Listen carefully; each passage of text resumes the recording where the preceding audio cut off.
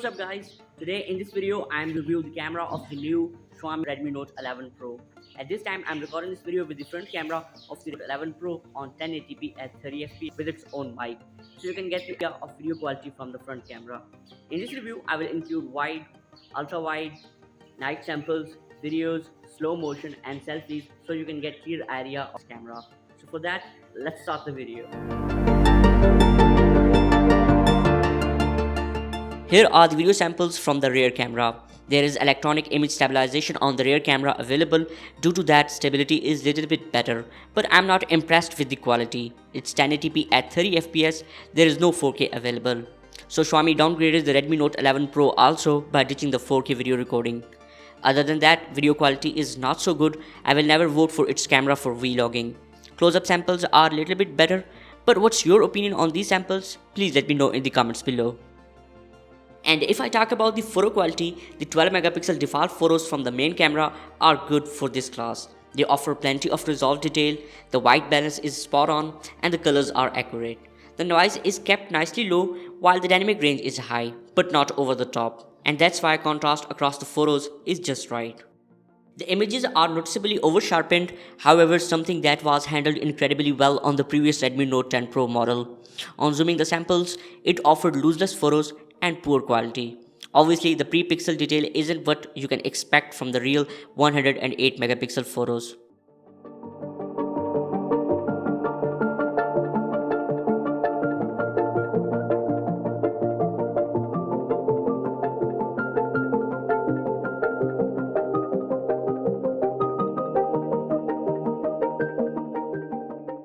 And the 8 megapixel ultra-wide photos are alright for this class. However, I have seen better. The center of the images is sharp enough and with a good amount of resolve details for this type of cameras, while the distortion correction around the corners comes at the price of added softness. The noise is handled well, but while the detail will do fine for most, the ultra-wide samples suffer from abusive HDR processing, which leads to low contrast, and yet the dynamic range wasn't improved in a meaningful way. Like the highlights are still blown, while the shadows look unnatural and the colors are mostly washed off. Honestly, I will not suggest you to use ultra wide. And if I talk about depth sensor, the Redmi Note 11 Pro shoots good portrait photos.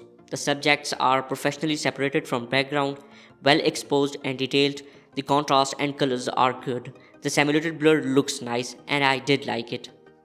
Night mode is also available for the main camera and I suggest using it at night.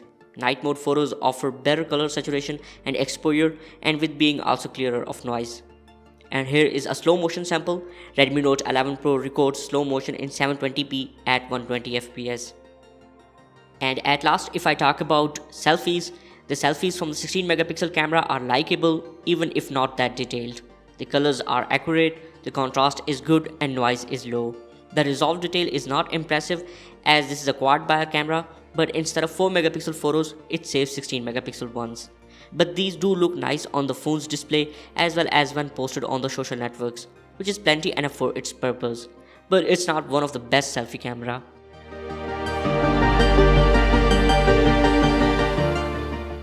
So this was the camera review of the Redmi Note 11 Pro, and now it's time for the final thoughts.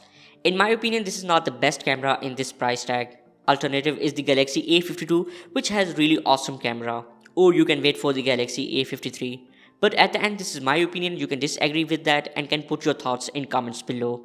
And if you found this video helpful, then please like it and subscribe to our channel. See you in full review of the Redmi Note 11 Pro. Take care. Peace for all.